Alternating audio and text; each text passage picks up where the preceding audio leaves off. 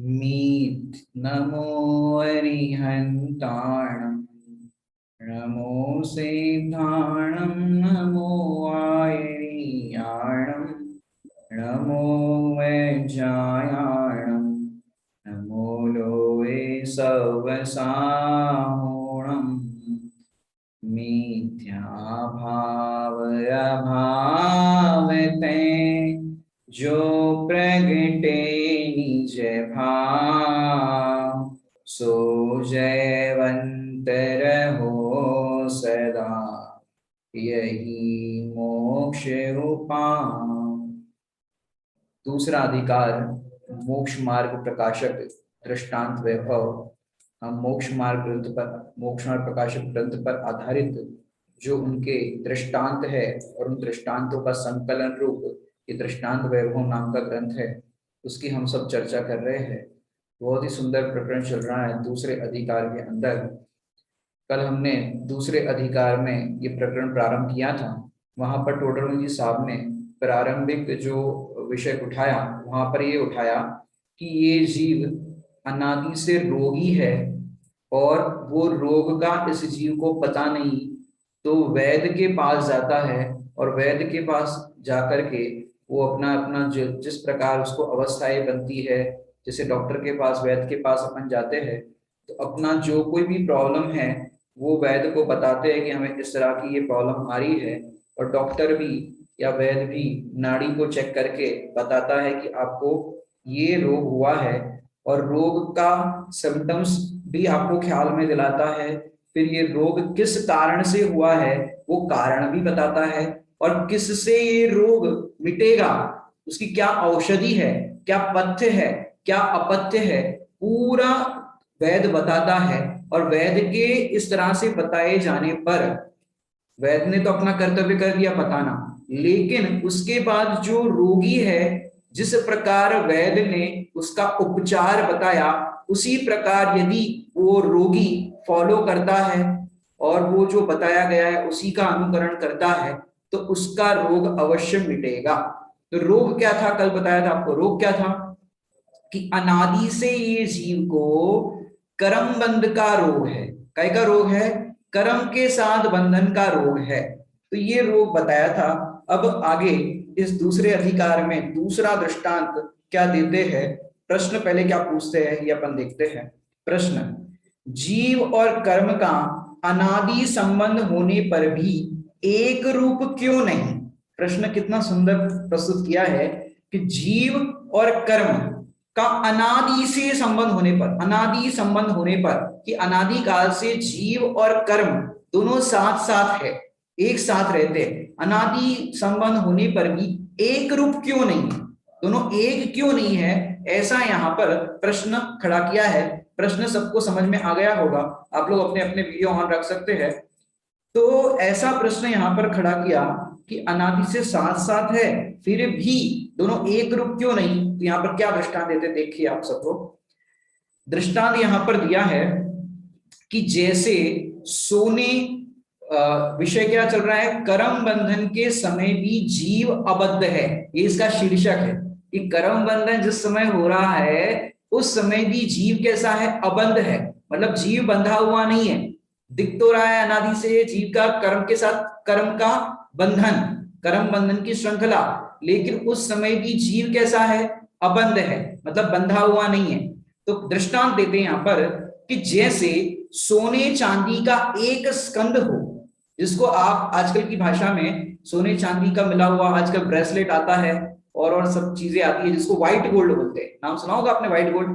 तो white gold होता है, तो सोना चांदी का एक स्कंद क्या होता है, एक स्कंद माने एक जो पिंड दिखाई देता है ना आपको उसको स्कंद कहते हैं, और जो छोटा सा होता है उसको परमाणु कहते हैं। जो दिखता है आपको पुद्गल, वो जो दिख रहा है वो स्कंद है, पुद्गल नहीं है, वो स्कंद है, माने एक परमाणु होता है वो पुद्गल और उसको उससे मिला हुआ होता है उसको क्या कहते हैं, स्कंद। तो सोने चांदी का एक स्कंद है, तथापि पीतादि गुण को धारण किए सोना भिन्न रहता है और श्वेतादि गुणों को धारण किए चांदी भिन्न रहती है, वैसे भिन्न जानना।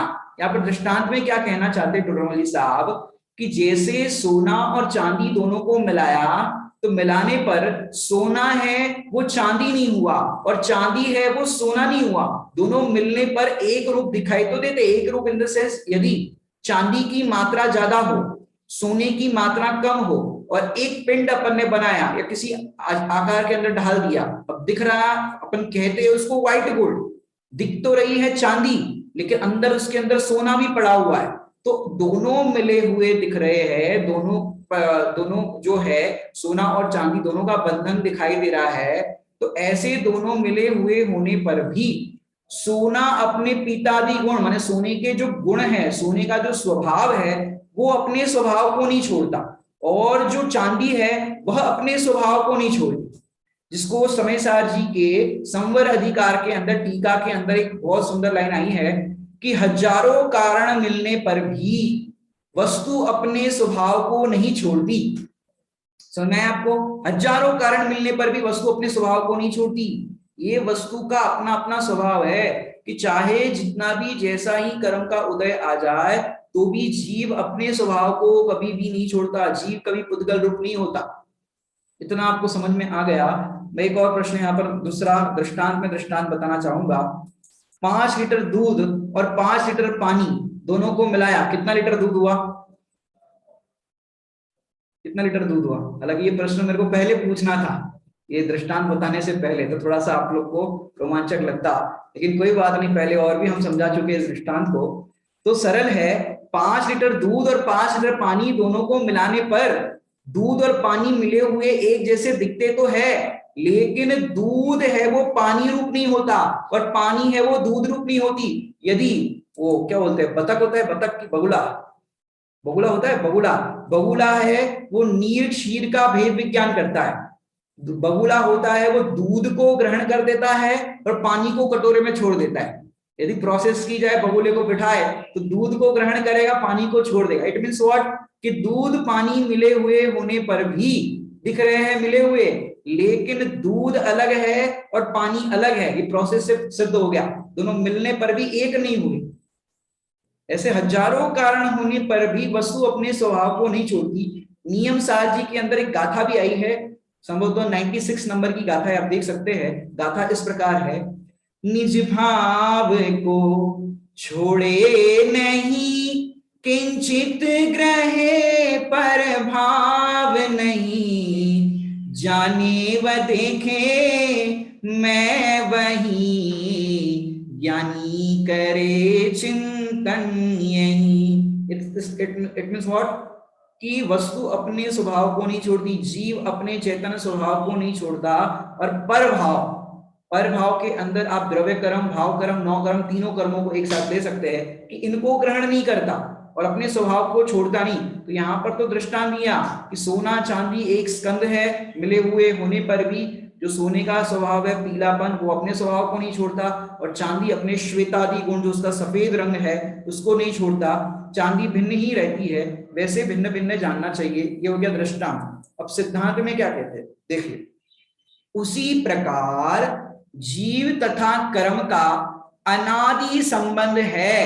क्या कह रहे हैं? जीव तथा कर्म का अनादि संबंध है, तो भी जीव का कोई प्रदेश कर्म रूप नहीं होता।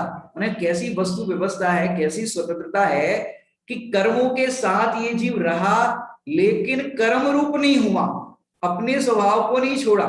माने देखो, कदाचित किसी को जो अपन कहते हैं मलेच्छ होते हैं, मलेच्छ, उसके मोहल्ले में रहना पड़ा। चलो मोहल्ले में तो आप मकान लोगे ही नहीं, क्योंकि पहले ही अपन देखते हैं कि भाई साधर्मियों का समूह है कि नहीं, मंदिर पास में है कि नहीं, अपन ये सब कुछ पहले देखते हैं, तभी अपन घर खरीदते हैं। चलो घर को तो छोड़ो, क्योंकि वहां पर तो अपना चलता है, लेकिन आपने जो रेलवे स्टेशन माने रेलवे में सफर करते हो, तो सफर के दौरान आप जो टिकट बनाते हो, वो टिकट में तो ऐसा नहीं होता कि भाई जैन के बाजू में टिकट देना, वहां पर तो ये ऑप्शन नहीं होता आपके कि जैन के बाजू में टिकट देना, कोई हिंदू है उसके बाजू में देना। अब सोचो आप अकेले हो और जहां पर आपको सीट मिली वहां पर पूरे मलेच्छ है। अब वो मलेच्छ का खान पान भी वैसा है, रहन सहन भी वैसा है, मूंगफली खा रहे हैं तो छिलके वही फेंक रहे हैं, वहीं पर वो गंदगी फैला रहे हैं। अब ऐसे लोगों के साथ आपका सम्य शिखर जी जाने का सफर बना, माने समझो 2 रात आपको ट्रेन में बितानी है, इतना लंबा सफर है। अब मलेच्छों के साथ आप 2 रात बिता रहे हो ट्रेन के अंदर, अब बताओ क्या होगा। मलेच्छ है वहां पर, एक उसमें 6 सीट होती है, 8 होती है, 2 सीट वहां की भी ले लो, तो 8 सीट के अंदर 7 तो मलेच्छ है और आप एक जैन हो। अब बताओ क्या होगा, 7 मेजोरिटी तो मलेच्छ की है और जैन तो एक ही है, बताओ क्या होगा। क्या होगा कि भाई अपन तो अब क्या करें, उनकी मेजोरिटी है, उनकी मुख्यता ज्यादा है, तो हम भी वैसे ही हो जाएंगे। वैसे होंगे क्या कि नहीं, उस समय भी आप अपने जैनत्व के स्वभाव को नहीं छोड़ते।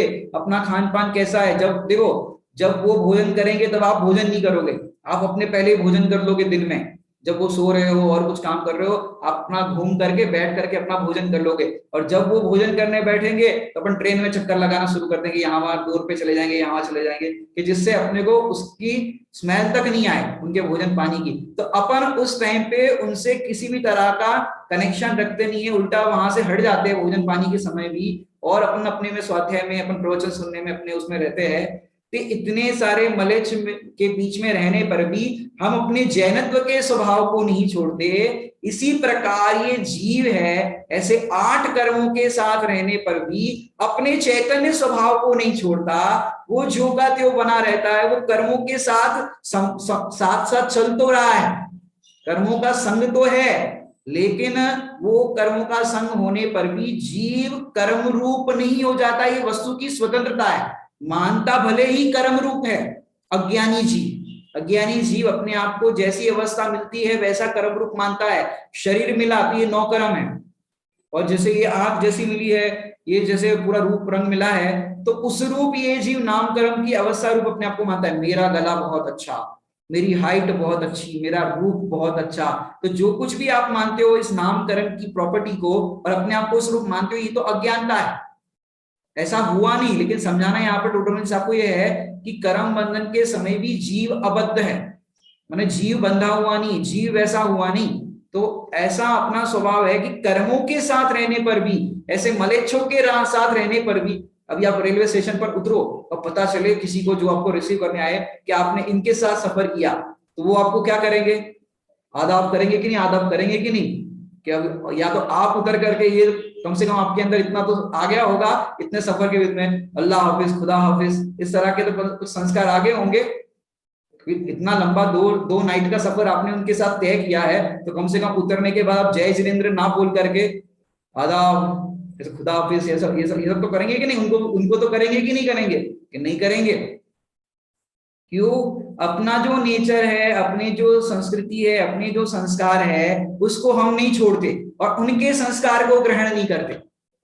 ये तो एक सामान्य जैनत्व का जिसको गौरव होता है, उसके अंदर ये चीज होती है कि उनके संस्कार को अपने जीवन में नहीं लाते और अपने संस्कार को वो छोड़ते नहीं। इसी प्रकार ये वस्तु की स्वतंत्रता भी ऐसी है कि जीव अपने जो चैतन्य स्वभाव है उसको छोड़ता नहीं है, और ये जो कर्म है उनको ग्रहण नहीं करता। उसी प्रकार इनका जीव तथा कर्म का अनादि संबंध है, तो भी जीव का कोई प्रदेश कर्म रूप नहीं होता। कोई प्रदेश कह रहा है कि कोई भी प्रदेश है वो कर्म रूप होता ही नहीं, किसी की ताकत नहीं है कि जीव के एक प्रदेश को कर्म रूप वर्णन करके बताए, तो कर्म रूप नहीं होता। और कर्म का कोई परमाणु जीव रूप नहीं होता कि कर्म भी चाहे कि भाई हमारी सत्ता तो बहुत ज्यादा है, कर्म ज्यादा है, कैसे 8 कर्म और जीव एक, अब बताओ कौन जीतेगा कि भाई 8 कर्म मिलकर के भी एक जीव के एक परमाणु को, एक प्रदेश को कभी भी कर्म रूप नहीं बना सकते। कोई परमाणु जीव रूप नहीं होता,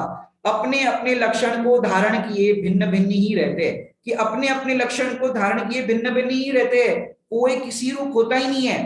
बताओ, आप पुरुष हो कि स्त्री हो, कौन हो बताओ, पुरुष हो कि स्त्री हो, कि हम ना पुरुष है ना स्त्री है, तो कौन है कि हम तो मात्र आत्मा है। बाहर से ये हार्डवेयर दिखाई दे रहा है, अंदर सबका सॉफ्टवेयर एक सा है।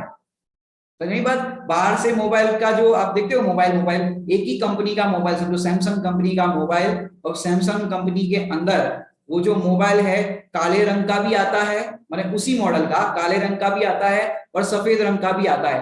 अब आपने काले रंग का मोबाइल लिया तो क्या हुआ, और सफेद रंग का मोबाइल लिया तो क्या हुआ, कि दोनों के अंदर बाहर के कलर का अंतर है, अंदर जो फंक्शन है जो भी फीचर्स है उस मॉडल के अंदर वो वैसे के वैसे ही है, सेम टू सेम है दोनों के अंदर। ऐसे ये पुरुष का हार्डवेयर या स्त्री का शरीर, दोनों बाहर से शरीर के बॉडी में अंतर है, जैसे मोबाइल की बॉडी में अंतर है, उसी प्रकार यहाँ पर शरीर की बॉडी में अंतर है। मनुष्य का शरीर, त्रियंच का शरीर, नरक का शरीर, देव का शरीर, और मनुष्य के अंदर अपन देखिए तो पुरुष स्त्री का शरीर। ये जो दिखाई दे रहा है ये सिर्फ बॉडी की तरफ से अंतर है, लेकिन आत्मा है वो सर्वत्र देखा जाए तो एक ही है।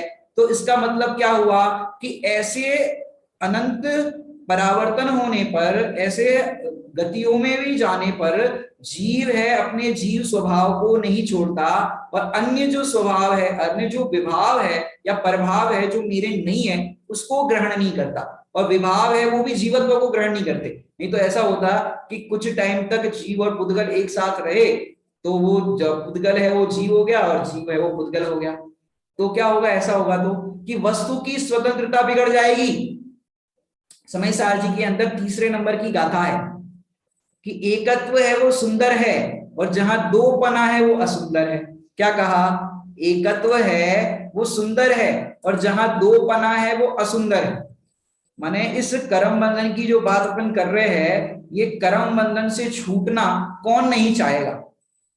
पहले तो कर्म बंधन है ये स्वीकार करना है, जो कल अपन ने रोग है उसको स्वीकार कराया था कि भी रोग है। कौन सा रोग है, कि अनादि से कर्म बंधन का रोग है, ये अपन ने बात की थी। अब यहां पर मैं आपको बताऊं, अब ध्यान से सुनना, दो वस्तु को एक मानना संसार है। नोट कर देना, दो वस्तु को एक मानना संसार है, और दो वस्तु को दो वस्तु मानना ये मोक्ष मार्ग है। क्या कहा, दो वस्तु को एक मानना संसार है, दो वस्तु को दो वस्तु मानना क्या है, मोक्ष मार्ग है, और दो वस्तु को दो वस्तु होना ये मोक्ष है। क्या कहा, दो वस्तु को दो वस्तु होना ही मोक्ष है। मतलब आगम से अपन ने जाना ये दो वस्तु भिन्न भिन्न है, जीव जुदा पुद्गल जुदा, यही तत्व का सा, ये जाना, ये तो मोक्ष मार्ग है। ये अपन ने जाना वास्तविक रूप ऐसा है, ऐसा जाना ये मोक्ष मार्ग है। और ये दोनों को, दोनों का भिन्न होना, अलग होना, अपने ज्ञान के अंदर अलग होना, यही तो मोक्ष है। इसको कहते हैं दृष्टि मोक्ष। आपकी दृष्टि के अंदर ये क्या हुआ, ये चेतन का स्वभाव ज्ञान है और ये कर्म का स्वभाव जड़ है। फिर दोनों के स्वभाव को भिन्न होना, कहां पर भिन्न होना है, वस्तु तो पहले से भिन्न है, लेकिन आपकी जो मति में आपने दोनों को एक मान के रखा था उसका भिन्न होना, या आपकी मति में भिन्न होंगे, आपके ज्ञान के अंदर दोनों भिन्न भिन्न भाषित होंगे, तो ये दोनों का भिन्न भिन्न होना, इसको क्या कहेंगे, मोक्ष। पहले दृष्टि में होगा जिसको कहेंगे दृष्टि मोक्ष, और फिर साक्षात कर्मों से ही छूटना हो जाएगा, तो हो गया क्या, क्या हो जाएगा, वो तो आप कर्मों से ही मुक्त हो जाएंगे। तो ये आपको समझ में आया होगा। मैं आपको बताना चाहूंगा कि ऐसी एक जगत में बीमारी है, डॉक्टर होंगे उनको पता होगा, हम ज्यादा जानते नहीं है, कि बीमारी है कि आंखों के रोग ऐसे होते हैं कि सामने वस्तु है एक और दिखती है दो। ऐसा एक आंख का रोग होता है कि सामने वस्तु एक है और डबल दिखाई देता है, डबल दिखाई देता है, एक के दो दिखाई देते हैं। तो ऐसी बीमारी होती है। तो डॉक्टर से पूछे कि भाई ये रोग का इलाज है कि नहीं, तो डॉक्टर कहते हैं हो जाएगा, 6 महीने में इसका इलाज हो सकता है, पूरा कोर्स रहता है, आपको दवाई औषधि लेनी पड़ेगी, आपको रोग दूर हो जाएगा। बीमारी क्या है कि आदमी को एक दिखता दो है, मतलब वस्तु एक है दिखती दो है, इसका 6 महीने का कोर्स है ठीक होने के लिए। ऐसे अध्यात्म में भी ठीक ऐसा ही रोग बताया है, लेकिन फर्क इतना है वहां पर वस्तु दो है, दिखती एक है। क्या कहा, वहां पर क्या था, जो लौकिक में रोग बताते आंख का, कि वहां पर वस्तु एक है और दिखती दो है। और अध्यात्म के अंदर अपन जो यहाँ पर रोग जीव को है तो दूर करने के लिए बता रहे हैं, वस्तु दो है पर दिखती क्या है, एक दिख रही है। शरीर और आत्मा वस्तु दो है, लेकिन ये दिख रही है इसको एक, ये दोनों को एक मानता है, तो ये रोग है इसको। इसका इलाज बताया कि नहीं बताया यहाँ पर मोक्ष मार्ग में, इसका इलाज बताया कि नहीं बताया, कि अमृतचंद्र आचार्य देव ने बताया है समय सार जी के अंदर। जैसे वहां पर डॉक्टर साहब बोले, क्या बोले कि भाई आंखों का ये तुम्हारा रोग है, एक वस्तु दो दिख रही है, 6 महीने का कोर्स है। ऐसे ही यहाँ पर अमृतचंद्र आचार्य देव भी कर रहे हैं, वस्तु दो है, दिख रही एक है, इसका 6 महीने का कोर्स है। षट मास मेकम, एक कलश दिया है यहाँ पर समय सारजी के अंदर कि तू 6 महीने के लिए इस देह का पड़ोसी बन जा। क्या बन जा? 6 महीने के लिए इस देह का पड़ोसी बन जा। कि ये पार्श्ववर्ती मुहूर्तम, वहां पर संस्कृत में शब्द लिया है कि पार्श्ववर्ती मुहूर्तम, कि ये इसका तू दो, मैंने वहां पर तो 2 घड़ी के लिए बताया है हालांकि, और फिर ज्यादा से ज्यादा 6 महीना बताया कि 2 घड़ी के लिए तू इसका पड़ोसी बन जा। जिसको आदरणीय बाल ब्रह्मचारी सुमन प्रकाश जी भाई साहब ने भजन के अंदर ऐसे शब्द दिए, 2 घड़ी निजनाथ के नजदीक में आओ, अपनी प्रभुता देख लो, बाहर ना भरमाओ। तो 2 घड़ी के लिए, मतलब एक अंतर मुहूर्त के लिए तू इसका पड़ोसी बन जा। और ये अभ्यास 6 महीने तक बताया मैक्सिमम, उसमें तुम्हारा काम हो ही जाएगा। ये रोग तुम्हारा जो है वो ठीक हो जाएगा। किसके भांति? कि जो आंखों का रोग बताया ना कि भाई 6 महीने तक तुम औषधि सेवन करोगे, इसका तो रोग दूर हो जाएगा। ऐसे ही जो तुमको वस्तु है 2 और दिख रही है 1, इसका भी तुम्हारा जो इलाज है वो हो जाएगा, तुम टेंशन मत लो।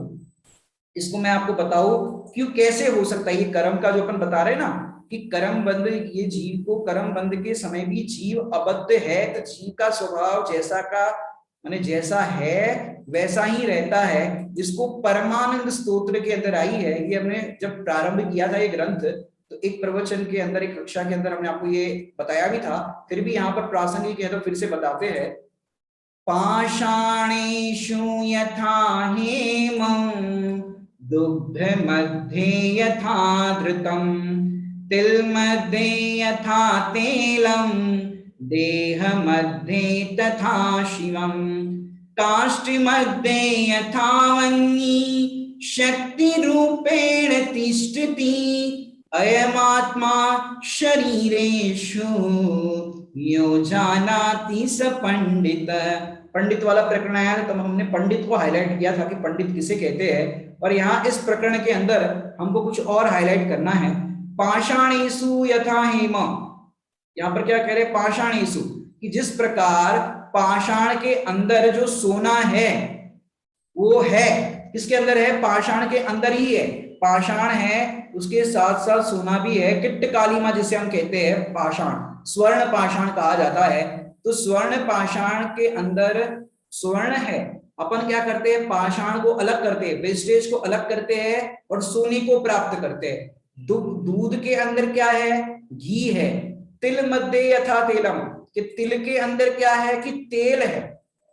कि जिस प्रकार तिल में तेल है, उसी प्रकार देह में आत्मा रहता है। यथा शिवम लिखा है यहाँ पर, देह मध्य तथा शिवम, इस देह के मध्य में शिव रहता है, मतलब आत्मा रहता है। जिस प्रकार तिल में तेल रहता है, उसी प्रकार देह मध्य, देह के अंदर आत्मा रहता है। जैसे आपको बताया कि तिल और तेल अलग अलग है, एक नहीं है। क्यों? तिल अपनी जगह पर रह जाता है और तेल अलग हो जाता है, तभी तो अलग हुआ। दोनों साथ साथ है, तिल और तेल दोनों एक साथ दिखाई देते हैं। मूंगफली और मूंगफली का तेल दोनों एक साथ दिखाई देते हैं, लेकिन है कैसे? अलग अलग है। क्यों? तेल अपन निकाल देते तो अलग हो जाता है, जो अलग हो जाए वो अलग है पहले से, तब जाके अलग हुआ। जैसे मैं आपको बताऊं, थोड़ा सा चरणानी पुट भी देना चाहता हूं आपको, कि जो द्विदल, आप समझते हो द्विदल? द्विदल क्या होता है? द्विदल समझते हो? द्विदल, 2 दल वाली चीजें जो आप समझते होंगे, कि आपको बताता हूं कि मूंगफली को दूध और दही के साथ खाया जाए तो क्या होगा? मूंगफली को दूध और, क्योंकि 2 दल है, मूंगफली के 2 फाड़ होती है, तो उसको दूध और दही के साथ खाया जाए तो क्या होगा? द्विदल होगा। बराबर? इससे क्या होगा? कि द्विदल होगा। अब वही मूंगफली का तेल निकाल दे अपन, और फिर उसी तेल में अपन पुड़ी बनाए, और वही पूड़ी को दूध के साथ खाए, तो द्विदल होगा कि नहीं होगा? मूंगफली का तेल, तेल की अपन ने पुड़ी बनाई और पुड़ी को दूध के साथ खाए, दही के साथ खाए, तो द्विदल होगा कि नहीं होगा? क्यों नहीं होगा? क्यों नहीं होगा? चलो कोई बात नहीं, एक और दृष्टांत, अब थोड़ा सा उसमें चेंजेस करते हैं। दूध की खीर बनाते हो, खीर में काजू बादाम डाले, तो द्विदल होगा कि नहीं होगा? दूध के अंदर दूध की खीर है, उसमें अपन काजू बादाम डाले तो द्विदल होगा कि नहीं होगा? हाँ जी, आवाज आ रही है मेरी आप लोगों को?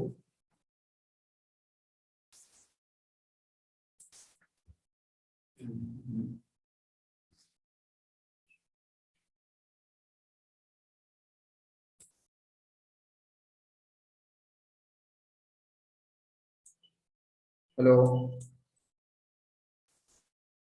आवाज आ रही?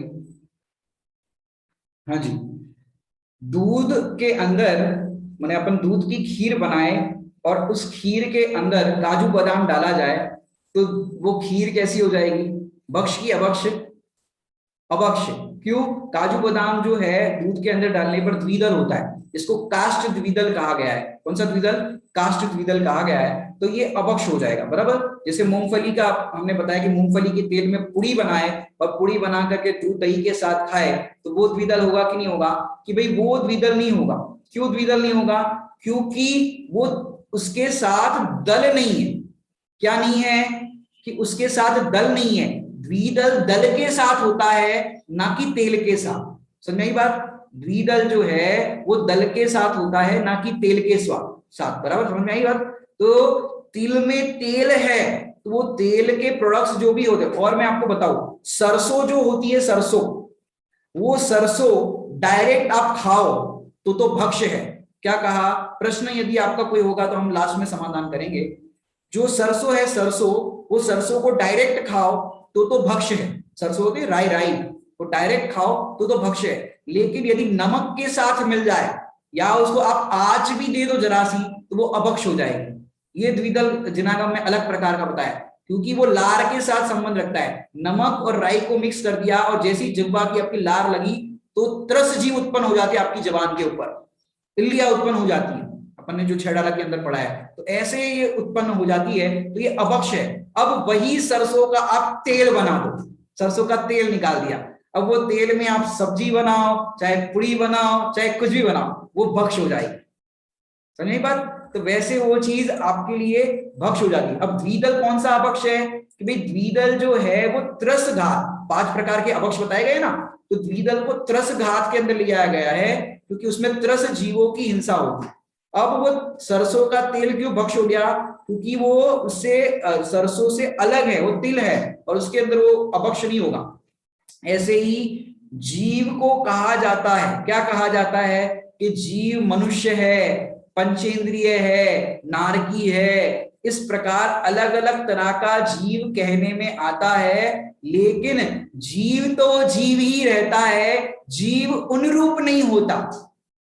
लेकिन अनादि से साथ साथ रहने से क्या है कि कर्म बंधन का इस तरह का इसका बंधन दिखाई देता है।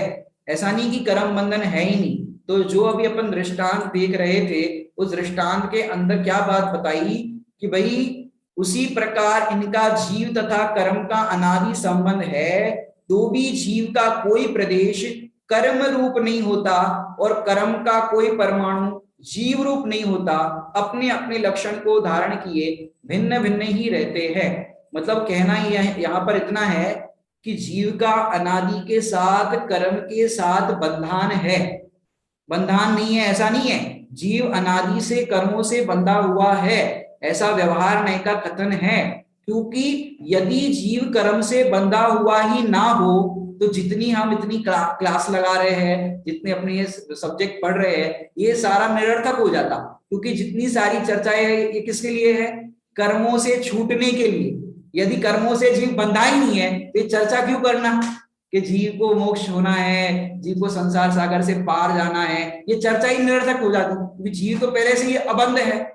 कि द्रव्य स्वभाव से देखा जाए तो जीव अबंध ही है, लेकिन वो संसार अवस्था की अपेक्षा से अपन देख रहे हैं, जिसको अपन पर्याय आर्थिक नय की अपेक्षा से भी कह सकते हैं कि जीव संसार अपेक्षा से देखा जाए तो बंधा हुआ है। लेकिन बंधे हुए के काल में भी जीव उस समय भी अबंध है।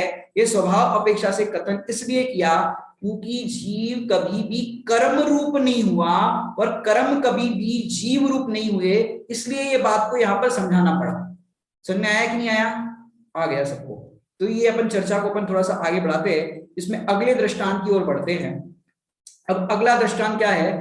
अमूर्तिक व मूर्तिक का बंधन कैसे संभव है? कैसा प्रश्न किया है यहाँ पर? अमूर्तिक और मूर्तिक का संबंध कैसे संबंध है? अब टोडरमल साहब स्वयं प्रश्न खड़ा कर रहे हैं। अब मूर्तिक क्या होता है, अमूर्तिक क्या होता है? कि मूर्तिक उसे कहते हैं कि जो दिखाई देता है, मूर्तिक, और अमूर्तिक जो है वो दिखाई नहीं देता। अमूर्तिक कि जो दिख नहीं रहा है, और मूर्तिक मतलब दिखाई देता है। तो अब उसका संबंध कैसे है उसके साथ, अपन उसको देखते हैं। ये यहाँ पर तो प्रश्न खड़ा किया है, अब उसको देखते हैं। दृष्टांत क्या दिया देखिए। जो व्यक्त देखो, अमूर्तिक जीव को कर्म बंधन संभव, मतलब संभव बता रहे कि इसका संभव है कर्म बंधन का। अब तर्क दे रहे हैं। तर्क क्या दिया? जो व्यक्त इंद्रिय गम्य नहीं है, कि जो इंद्रियों से दिखाई नहीं देता, गम्य मतलब जाना नहीं जा सकता। जो व्यक्त इंद्रिय गम्य नहीं है, ऐसे सूक्ष्म पुद्गल आपको किसी को दिखते हैं?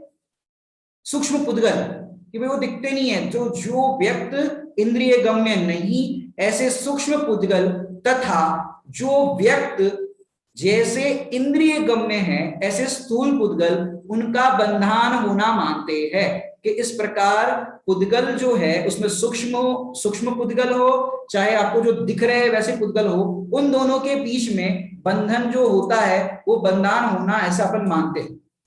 मैंने आपको क्या बताया कि पुद्गल का यहाँ पर उदाहरण दिया है टोडरमल जी साहब, और समझाना क्या है उनको? जीव और पुद्गल का बताना है। क्या करना है? दृष्टांत दिया पुद्गल का, सूक्ष्म पुद्गल, और फिर जो दिख रहा है स्थूल, उसका बताया। तो पुद्गल का यहाँ पर बता करके उनको बताना है जीव और पुद्गल का। अब दृष्टांत तो दे रहे हैं यहाँ पर पुद्गल का उदाहरण। क्या पुद्गल का उदाहरण? कि प्रवचन सार जी के अंदर आप देखो तो 173वीं गाथा है, वहां पर बताया कि जिस प्रकार आत्मा पुद्गल को जानता है वैसे ही बंधता है। बंधता कैसे है? कि जिस प्रकार आत्मा पुद्गल को जानता है उसी प्रकार वो उससे बंधता है। वहां पर तो ये बात बताई। और अकलंक स्वामी ने राजवार्तिक के अंदर क्या बताया कि भाई संसार अवस्था में जो जीव दिखाई दे रहा है ना, अभी ये संसार अवस्था, ये जो जीव दिखाई दे रहा है ये मूर्तिक है। उनने तो ऐसा कह दिया कि मूर्तिक है। किससे कहा मूर्तिक है? कि भाई पर्यायार्थिक नय की अपेक्षा से मूर्तिक है, और द्रव्यार्थिक नय की अपेक्षा से देखा जाए तो आत्मा अमूर्तिक है। अब पर्यायार्थिक से बता दिया कि जीव तो मूर्तिक ही है। अब बताओ तुमको क्या प्रॉब्लम है साहब? अब कोई प्रॉब्लम नहीं। जब मूर्तिक जीव को पुद्गल बता दिया मूर्तिक, और वहां कर्म को भी मूर्तिक बता दिया, तो मूर्तिक का तो संबंध आप बता ही रहे हैं। तो उन्होंने ऐसा तर्क दिया कि संसार में है तो संसार अवस्था की अपेक्षा से ये कर्म बंधन का प्रोसेस कहो या कर्म बंधन होता है, तो कर्म का उदय दिखाई देता है, नाना प्रकार के कर्म के उदय में जीव दिखाई देते हैं। तो ये मूर्तिक अवस्थाएं दिखाई देती है संसार अवस्था में देखा जाए तो। जीव को मूर्तिक बता दिया उस अपेक्षा से। अब बताओ क्या प्रॉब्लम है? ऐसा अभी कोई प्रॉब्लम नहीं, आपने मूर्तिक बता दिया तो प्रश्न ही खड़ा नहीं होता।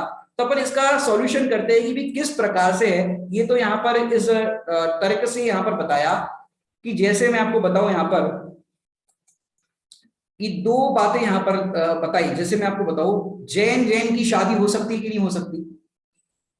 जैन की शादी हो सकती कि नहीं हो सकती? कि पुद्गल की बात है ना, तो पुद्गल का तो बंधन समझ में आता है। तो जैन की शादी हो सकती कि नहीं हो सकती? हो सकती भाई, होती हुई दिखती है। जैन की शादी होती। अब जैन की मुसलमान के साथ शादी हो सकती कि नहीं हो सकती? जैन की मुसलमान के साथ शादी हो सकती कि नहीं हो सकती? आप लोग वीडियो ऑन रखोगे तो हमें समझ में आएगा आप क्या कहना चाहते हैं। जैन की शादी मुसलमान से हो सकती कि नहीं हो सकती? कि भाई जैन है तो उसका मुसलमान के साथ अपन बोलते कि भाई उसकी इससे नहीं हो सकती। ये तो आपको समझ में आता है। लेकिन यहाँ पर कर्म बंधन को बताना है कि क्योंकि अभी एक किसकी कोई जो ये सब नेता लोग होते कोई होते हैं, उनमें ऐसा कोई प्रसंग बना था कि उनने तो उसमें क्या किया कि लड़कियों, क्या नाम था, चांद मोहम्मद नाम का कुछ ऐसा केस बना था। तो चांद मोहम्मद थी तो उसने क्या, अपना नाम था चंद्रमोहन, लड़के का नाम था चंद्रमोहन, और लड़की को शायद मुसलमान थी। तो लड़की मुसलमान थी, बोले वो तो लड़का हिंदू है उससे कैसे शादी होगी, तो उसने अपना नाम चंद्रमोहन से चांद मोहम्मद कर दिया। बोले अब तो हो सकती कि नहीं हो सकती? बोले हाँ अब तो हो सकती है, तुमने मुस्लिम को अंगीकार कर लिया से हो सके। तो दो मुस्लिम हो गए तो चलो उसकी शादी हो गई। लेकिन यहाँ पर कह रहे जैन और मुस्लिम की करना हो तो चलो आप इस चक्कर में मत पड़ो, किसकी शादी किसके क्या करनी है। अपने को तो कर्म बंधन का बताना है कि कर्म बंधन किसका कैसे क्या होता है। कि भाई यहाँ पर ये समझाना है आपको कि जैसे पुद्गल का अपन दृष्टांत में पहले देखे कि जो पुद्गल है, जैसे टोडरमल जी साहब ने भी दृष्टांत लिया है कि मेरू पर्वत होता है, मेरू पर्वत, अब सुमेरु पर्वत का नाम सुना होगा, अब कोई भी पर्वत ले लो, अब पर्वत के अंदर जो बाहर आपको दिखाई दे रहा है वो तो स्थूल दिखाई दे रहा है। कैसा दिखाई दे रहा है? स्थूल दिखाई दे रहा है। अब उसके जो परमाणु है पुद्गल के, उसके रोज हर समय चेंजेस हो रहे हैं। वो सूक्ष्म पुद्गल परमाणु है, हर समय उसकी जो रजकण है, नई रज आ रही है, पुरानी उड़ रही है, उसके अंदर घटना, पर्वत का बढ़ना घटना, मैंने उसमें समझो बहुत सारी धूल आ गई तो उसका थोड़ा सा साइज बढ़ गया, और फिर धूल चली गई तो कम हो गया, पत्थर तोड़ा गया, चढ़ा गया, तो इस तरह से उसका कम ज्यादा पत्थर का, पर्वत का दिखाई देता है। तो सुमेरु पर्वत का यहाँ पर दृष्टांत दिया कि सुमेरु पर्वत में कुछ परमाणु आए, कुछ चले गए, तो इस तरह से उसका जो व्यक्त है अपने को इंद्रिय गम्य नहीं है, ऐसे सूक्ष्म पुद्गल तथा व्यक्त इंद्रिय गम्य ऐसे स्थूल पुद्गल का बंधन होता हुआ इस रूप में दिखाई देता है। ये इतना तो अपन मानते हैं। इस प्रकार यहाँ कहना क्या चाहते हैं, इस प्रकार ये बंधन ऐसा दिखाई देता है। उसी प्रकार जो इंद्रिय गम्य होने योग्य नहीं है, ऐसा अमूर्तिक आत्मा कि जो इंद्रिय गम्य नहीं है, आत्मा कैसा है? इंद्रिय गम्य नहीं है। उसी प्रकार जो इंद्रिय गम्य होने योग्य नहीं है, कि वो उस रूप होने योग्य नहीं है, दिख तो रहा है सारा परिणमन, लेकिन होने योग्य नहीं है, ये इंपॉर्टेंट है कि उसी प्रकार जो इंद्रिय गम्य होने योग्य नहीं है, ऐसा अमूर्तिक आत्मा तथा इंद्रिय गम्य होने योग्य ऐसे अमूर्तिक कर्म, इनका भी बंधन होना मानना। कि जिस प्रकार वो दृष्टांत में बताया, उसी प्रकार यहाँ पर जीव और कर्म साथ साथ है, जिसको एक क्षेत्र अवगाहन संबंध बताया है। कौन सा बताया है? एक क्षेत्र अवगाहन, कि साथ में एक ही क्षेत्र में वो रहते हैं। जिस प्रकार आपको तिल और तेल की बात करी, दूध और घी की बात करी, और तो और आपको सरसों के तेल की, मूंगफली के तेल की, ये सब की बात की। काष्ट मध्य यथावन्नी, वो जो अपन ने पूरा पढ़ा था अक्लक देव का परमानंद सूत्र का, तो वैसा जिस तरह तिल और तेल एक साथ दिखाई देते हैं, देह मध्य तथा शिवम, तो ऐसे देह है, वो शरीर है, वो कर्म है, उसको कहते हैं नौ कर्म, और उसके साथ है वो आत्मा। दोनों एक क्षेत्र अवगाहन संबंध से देखा जाए तो एक साथ दिखाई देते हैं, और एक साथ दिखाई देते तो जीव का भी वैसा निमित्त नैमित्तिक संबंध होता है। तो जीव और कर्म का संबंध जो है, अमूर्तिक जीव को कर्म बंधन संभव है, ऐसा यहाँ पर सिद्ध कर रहे हैं कि जीव का जो कर्म बंधन होता है वो पुद्गल के साथ होता हुआ दिखाई देता है। लेकिन देखा जाए तो उस समय भी जीव जीव रूप रहता है, कर्म कर्म रूप रहता है, वो उस रूप नहीं होता। जैसे मैं आपको एक दृष्टांत देता हूं कि एक गोरा बच्चा, वो गोरा बच्चा स्टेज के ऊपर कुछ परफॉर्म करने के लिए आए, उसने सफेद कुर्ता पैजामा पहने हैं। आवाज आ रही है? हेलो? सफेद कुर्ता पैजामा उस बच्चे ने पहने हैं, उसके ऊपर लाल रंग की लाइट फिके तो लड़का कैसा दिखेगा? लाल रंग का। काले रंग की लाइट फिके तो लड़का कैसा दिखेगा? काले रंग का। विभिन्न विभिन्न रंगों की लाइट उस बच्चे पर फिक रही है, तो लड़का वैसा उस रंग रूप दिखाई तो दे रहा है, लेकिन वैसा होता नहीं। तो उस जिस टाइम पे लड़के के ऊपर लाइट फिक रही है, देखो वो लाल रंग की लाइट फिक रही है लड़के पर, तो लाल लाल रंग रूप वो दिख रहा है। तो ये जो उसके ऊपर प्रभाव रंगों का पड़ता हुआ दिखता है, लेकिन उस समय भी लड़का तो अप्रभावी है, लेकिन रंगों के प्रभाव के कारण लाल रंग का लड़का, हरे रंग का लड़का, काले रंग का लड़का, ऐसा उपचार से कथन कहने में आएगा।